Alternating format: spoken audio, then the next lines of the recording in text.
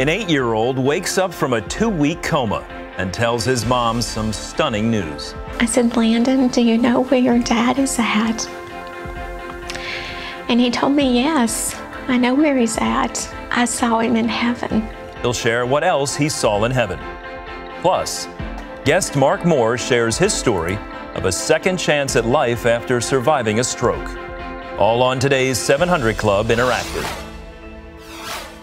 Well, good morning and welcome to the show. A recent Barna study found that most Americans still believe in miracles, with over a quarter of those surveyed believing that miraculous healing isn't just something they say may be true, it's something they've actually experienced firsthand. We want to show you the miraculous story of Landon Whitley. Landon was just 8 years old when he was driving home from church with his family, and their car was crushed at an intersection by an ambulance. Landon's dad died at the scene, and so did Landon. Take a look. I didn't see what he was yelling at. I didn't see the ambulance coming, but I remembered him yelling. That was the last thing I heard from him. On a Sunday morning in 1997, Julie Kemp, her husband Andy, and their 8-year-old son Landon were driving home from church when an ambulance returning to its station broadsided their car in an intersection. Andy died instantly. Rescuers stabilized Julie, but did not realize there was a third passenger in the car. They couldn't see his body because of the damage that was done to the driver's side of the car, and Landon was sitting behind his dad. And when they saw Landon's shoe, it took a deeper search for his body. When they pulled Landon out from the back of the car, he was not breathing, and they all started working on him right away to bring him back. Landon was resuscitated and life-flighted to Carolinas Medical Center. He died 2 more times that day, and both times he was brought back to life. Doctors didn't give Julie much hope for his survival. They told me that if he lived, which did not look good, but that if he lived, that he would be like an 8-year-old baby, that he would not know how to walk or talk or to eat. I was so desperate that that was okay. I would take that just to have him. He was all that I had. At her husband's funeral, Julie remembers feeling abandoned by God. I was very disappointed, heartbroken. And while I'm sitting at the funeral, I'm fussing at God. I don't understand why this happened. I don't understand why he didn't send angels to protect us. But in the very next breath, I'm praying as hard to him as I've ever prayed in my life for Landon to live. Landon had suffered massive head trauma during the accident and remained in a coma. He's hooked up to all kinds of machines to keep him alive. And there are no signs. There's nothing good or bad. They see nothing happening. I kept praying that he would open his eyes. After 2 weeks in a coma, Landon opened his eyes. To everyone's amazement, he had no brain damage. But in the midst of her joy, Julie knew she had to tell Landon about his father. He had scars on his face, and his head was just full of hurt. And I didn't want to hurt him anymore. So I asked Landon, I said, Landon, do you know where your dad is at? And he told me, yes, I know where he's at. I saw him in heaven.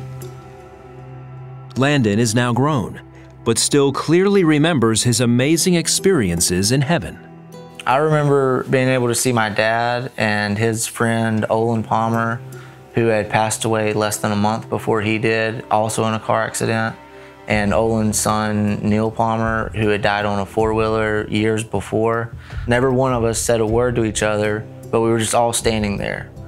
He looked over to me and says, oh, Mom, by the way, I forgot to tell you, I saw your other 2 kids. And I just looked at him because I wasn't sure what he was talking about, but I had 2 miscarriages before Landon was born. We had never shared that with Landon. He did not know that we had lost 2 children before him. I knew that they were my siblings, even though No one had ever told me about them. Just being in heaven, I guess you know your own, or you know who everyone is. He says each time he died, he had a different experience in heaven. During the third time, he says he met Jesus and was given a mission. It was almost as if like a preview of a movie to where you only get to see certain bits and pieces of things. Jesus came to me and told me that I have to go back to earth and be a good Christian and tell others about him. Today, through Grief Share, Landon and Julie use their story to help others who are struggling with loss and in need of hope. I didn't understand in 1997, why God didn't send an angel, but I know that there were angels there, and I know that we were protected and we are living out what His plan is for us. Instead of staying mad at Him, I was able to use the story to help others not to give up and to keep their faith on their grief journey. I just want people to realize that Jesus is real. There is a heaven, there are angels, and to follow His word in the Bible, and life does get better at the end. In her book, Faith Has Its Reasons, Julie says God has used their experience to bring others closer to Him and has brought new blessings to them. It is a huge blessing that I get to watch my child tell others about Jesus. He is always willing to let others know that there is a heaven because he's been there. I know I'm doing it for Jesus. I know that He's real. I know that angels are there. I know that there's a heaven. I'm not doing it for someone who I don't know or I've never seen. I've seen Jesus. I know He's there. He's asked me to doing this, and this is what I'm doing. It's quite a story, isn't it? Landon's not just sharing some thoughts he has or a personal opinion. He's sharing an experience, something that he's actually gone through, seeing things that most of us don't get to see this side of heaven, but bringing a word of hope to all of us. I'm sure there are many of you that are struggling today in difficult circumstances of one kind or another, and a story like Landon's just affirms that everything God has said is so. He said, I wouldn't tell you this. I'm going to my Father's house. There are many mansions there for you. I wouldn't tell you this if it wasn't true. And then every once in a while, someone like Landon has a death experience where they actually go and see and are spoken to and even commissioned, in a sense, to go back and to tell. God wants us to have hope. He wants us to believe that what He says is really true. And so often, like Julie said in that story, we don't get to see or to understand on this side of heaven the why behind things that happen. Sometimes they can just seem so senseless. And why does this person, get spared and this person does not? Why is this person healed and this person is not? These are the places where our faith is put to a test. Will you trust God? Will you trust that He is who He says He is? Will you trust His great love for you? Will you trust the fact that His angels are always walking with you, protecting you? He says He'll never leave us or forsake us. We are not alone. And so today I just want to encourage you, in whatever scenario you find yourself in, that Jesus is who He said He was, that heaven is real, and that the forgiveness of your sins is available just for the asking. That's what we mean when we talk about inviting Jesus into our heart or becoming a believer. It's saying yes to Jesus and all He did, that He came to die for your sin and for mine, to cover that thing that separates us from God. He paid the price for us so we didn't have to pay the price. And He opened heaven for all eternity to those who love Him and belong to Him. How does that happen? You just submit your life to Him. It's a day-to-day submission, but it begins with just a simple prayer. I'm a sinner in need of a Savior. Jesus, come into my life. Be my Lord, be my Savior. Teach me how to live, forgive me. Listen, today, we just want to encourage you to go to the phones and call if you need to talk to someone about something you have a prayer need with. It's 1-800-700-7000. That's toll free. If you've committed your life to Christ and you want to know, how do I grow in this? We've got a packet called A New Day. It was put together just for you. We'd love you to have it. It's free. So when you call that 800 number, just say, could I have the New Day packet, please? And we'll send it out to you right away. Andrew? Thank you, Terry. Well, coming up, meet a businessman who suffered 2 strokes in 2 days at the age of 46. Mark Moore is going to share about his second chance at life. That's right after this.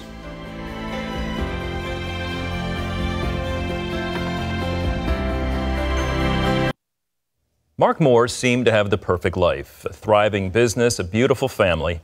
But after having 2 strokes, he found himself an invalid with a hole in his head from life-saving surgery, wondering if he would ever walk again. Mark Moore is a nationally recognized businessman and philanthropist. His generosity to hospitals and nonprofits have helped save thousands of lives. But just 10 years ago, Mark had 2 strokes just days apart. He was only 46 years old and fighting for his life. But Mark says his strokes helped him become the humanitarian he is today. In his book, A Stroke of Faith, he shares how nearly losing his life helped him find his identity. Well, joining us now is Mark Moore. Mark, thanks for being here. Thanks for having me. Amazing journey, your story. And I think it all comes together toward the end when you say, I no longer identify myself in what I do, but what God has done for me. But right before your stroke, tell us what you were doing. You were kind of at the pinnacle professionally. Correct. I was a philanthropist. Oh, excuse me. I was an entrepreneur. Spent my life, raising capital for the startup companies, taking them public, selling companies, and growing them. And that's what I did for about 30 years. Growing up, you a lot of kids in the family, not a lot of money. So you had quite a turnaround here professionally where you were at. How did you view God in the process of all that before your strokes? Before the strokes, I really viewed God as being in control on Sundays. And I tell people I thought Sunday was God's day, and the other 6 days I was in control. And with the events of 2007, I realized that was not the case. So what happened that year? In 2007, I developed a blood deficiency, and because of that blood deficiency, my blood began to clot. And as you mentioned, Andrew, the Saturday before Mother's Day, I suffered my first stroke. The Monday after Mother's Day, I suffered a second stroke. And due to complications of the second stroke, they had to perform life-saving brain surgery. And after the surgery, I found myself with many deficits. And one would think that wouldn't happen to you, right? You were living clean? That's correct. You gave God his day on Sunday? That's correct. Living for your family? I was 46, and I had none of the symptoms of that you would expect that people would have that would suffer a stroke. I wasn't diabetic. I didn't have high blood pressure. I didn't have high cholesterol. I exercised and I ate healthy. So I was not the type of person you would think would develop a stroke. But what happened was I did develop a blood deficiency, and because of the blood deficiency, blood began to clot, and that's what caused the 2 strokes. So you had your first stroke. You come out of it, then another one, and you had quite a surprise when you woke up after your second. That's correct. The first stroke was on that Saturday, the Saturday before Mother's Day. The Monday after Mother's Day, I suffered a second stroke. Complications arose, and I had to perform life-saving brain surgery. And when I woke up, I remember waking up one morning, and one of those early morning newscasts was on, and I heard the newscaster say, and this weekend will be Father's Day. And I was stunned. Wait a second. Exactly, because I'm like, whoa, my last recollection was Mother's Day. That's scary. And it was scary, and I waited. Matter of fact, to your point, Andrew, I was scared. Nurses came in and out of the room. I didn't say a word because I was scared. And I waited till my wife to show up at 9 o'clock. And when she showed up at 9, she said, hey, you're awake. She goes, what do you remember? And I go, I remember the day after Mother's Day being told that I would be going home on Friday. I go, but I just heard a newscaster say that this weekend will be Father's Day. I go, what happened? And she explained to me that I suffered 2 strokes and had major brain surgery, and I had a long recovery ahead of me. And you're a man who, during your business career, was cashing and writing large checks, right? And right. Here you are, after these strokes, having to relearn even just the process of writing and signing a check, tying your shoes. That's correct. Strokes are certainly very challenging and certainly can be debilitating. And in my case, I lost the use of my left side of my body. I couldn't walk. I wasn't able to tie my shoe. I couldn't write checks. I mean, simple things like getting in the shower to take a shower was a challenge. It takes a long time to recover. So I suppose at this point you had a shift in your thinking. I need to give God every day. That's correct. And to your point, people always talk about having an experience with God. And I would say that first day after when my wife told me I'd had 2 strokes and a long recovery, you know, Andrew, you can appreciate this. She told me I had these 2 strokes and a long recovery. She goes, but you know what? Because I stayed with you every night. I slept in a chair right next to your hospital bed to make sure you was okay. In your book, you don't talk about them as my strokes. You talk about them as my experience with God. What a perspective. That is correct. And because really, the stroke was just what God used to reach me. Because, you know, my pastor gave a sermon as I was going through my recovery. He talked about sometimes storms in our life are to lead us someplace. And that's in my case. The strokes was simply God's way of trying to lead me somewhere, and I just need to listen to him. Did you have periods of anger at God, though? Oh, sure. They talk about, fortunately, Andrew, it was early in the process, and they talk about, the medical profession talks about when you have a life-threatening illness, you go through anger and denial and fear, and I went through all of those, and I tell people, when I wasn't angry, I was in denial, and when I was in denial, I was scared, and when I wasn't scared, I was angry. And when I was angry, I was in denial. So you go back and forth. But the good news is what they talk about in the medical profession on the back end, in order to get a full recovery, they talk about getting to the point of acceptance and hope. And Andrew, for me, acceptance really was surrendering, and hope was really turning to my faith. So in order for me to recover, I needed to surrender to God and relinquish control. And from a practical standpoint, you were really humbled, weren't you? Absolutely, absolutely. It's humbling in a lot of ways, and in some ways, you know, you have to accept where you are and realize, because even when I accept the fact that, you know, this is what God, you know, maybe this is where God wanted me to be, I still didn't quite understand it, because I'm like, well, why me? But Andrew, the real question is, why not me, right? You know, why not? My wife told me at one point, maybe God allowed you to have 2 strokes so you could show people you could recover. And it was a very telling statement. And I heard that, but I also kept thinking, well, why would he pick me?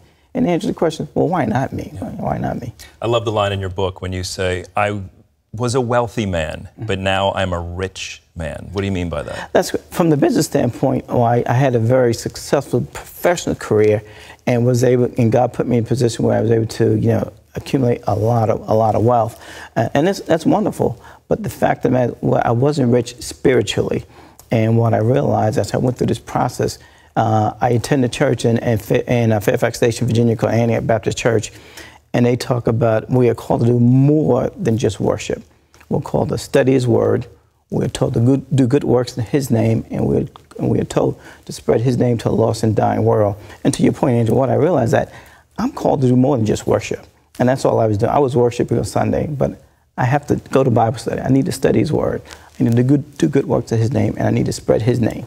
And very likely you'd still be living as just a Sunday Christian if not for this experience. There's not a doubt in my mind that if I had not had this feeling God's presence in 2007, I would probably still be doing that, not a doubt in my mind. You've left the corporate world now. Yes. What are you up to?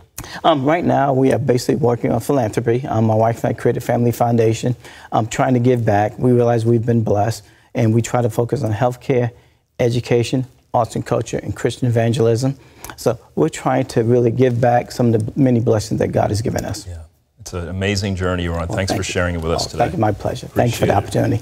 And if you want to hear more of Mark's story, his book is called A Stroke of Faith, and it's available wherever books are sold. Now, let's go over to Terry. Still to come, a family struggles with the realities of war. I was in constant fear for my children's lives. I knew we had to get out of Syria. See how viewers just like you helped this mom start over when we come back.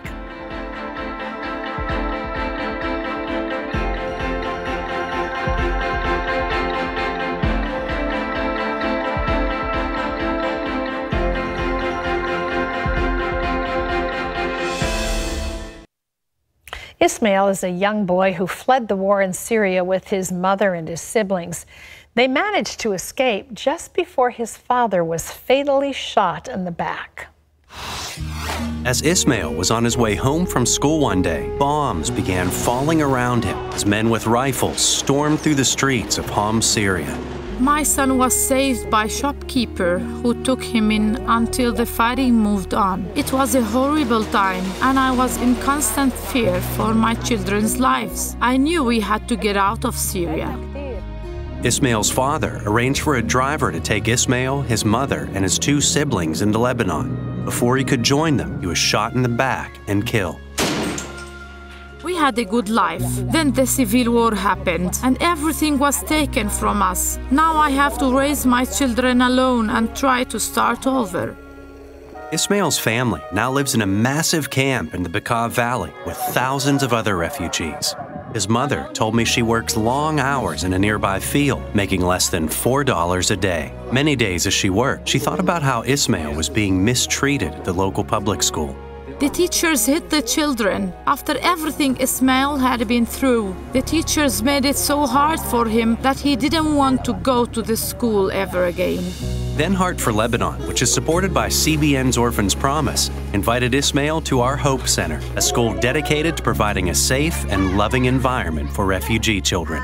At my old school, the teachers would hit me if I couldn't answer questions right, and all the kids bullied each other.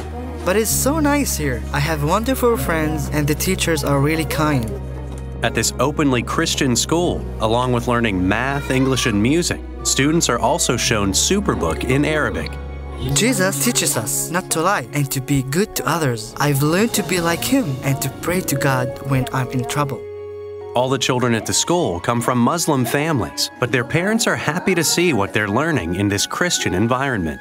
I don't have a problem with my children learning about Jesus and all his teachings, because now there is something different about my children. I can see a change coming from the inside out. They are getting happier every day.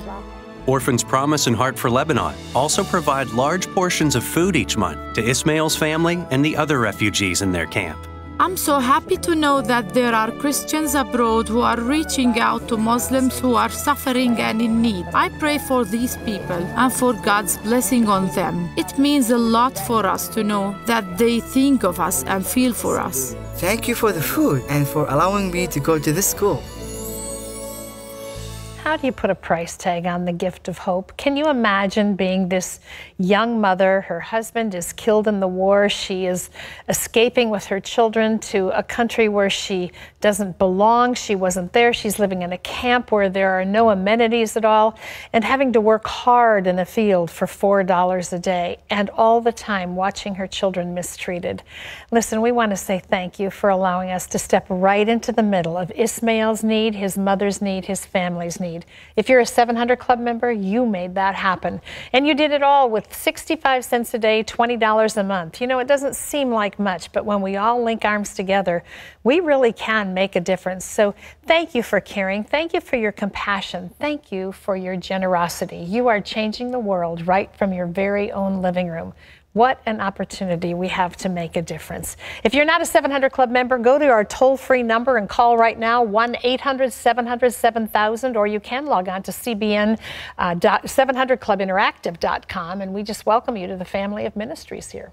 Andrew? It's amazing, you know, watching that story, just the fact that $20 a month from someone, maybe not able to accomplish a great deal, but when we're all partnering together, look at the amazing impact we can have. Yeah, I mean, this boy's life has changed, his mother's life has changed, and that's just one little family in that community. It's happening to thousands. And it delights the heart of God. It surely does. It's a wonderful story. We leave you with these words from Deuteronomy chapter 15, verse 11. For the poor will never cease from the land. Therefore, I command you, saying, you shall open your hand wide to your brother, to your poor and your needy in your land. Thanks again so much for joining us today. And if you need prayer, you can always call us at 800-700-7000. We'd love to pray for you. And for Terry Meeuwsen, I'm Andrew Knox. We'll see you next time on 700 Club Interactive.